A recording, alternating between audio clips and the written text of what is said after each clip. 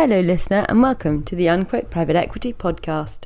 Today we're launching our 2021 season after a little break over Christmas and the New Year, and we've got our boxing gloves on to discuss venture.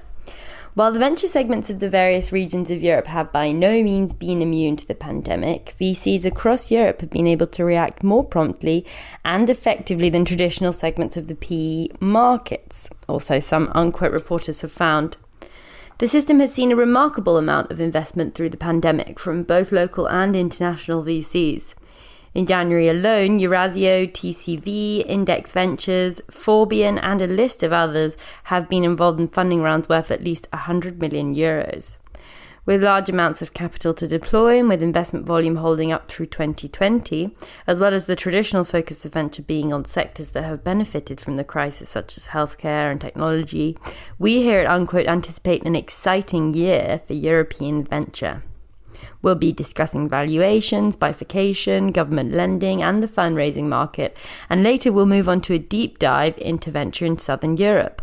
But for now, I have Greg Gilles, Unquote's editor. Hi Greg, thanks for being here. No worries at all, Kat. Thank you very much for having me on the podcast, and Happy New Year to you and our listeners, of course. And Simon Phillips, the CEO of Scale Up Capital. Hi, Simon. Hi, Catherine. Delighted to be here. So first of all, I wanted to get an idea of the overall picture. What's the statistical situation for the venture ecosystem? Greg?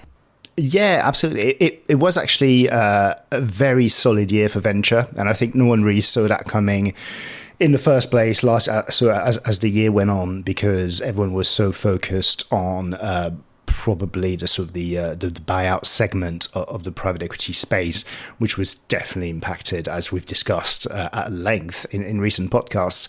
It was definitely impacted by the COVID-19 outbreak, and I think venture sort of kept ticking on in the background, and both us editorially and I think commenters and observers more widely didn't really pay too much attention beyond the sort of the specialists there.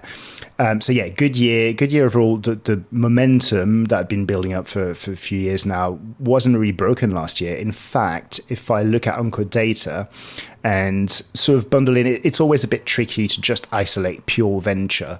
But looking at venture capital and growth capital as well, there was actually an uptick in volume last year.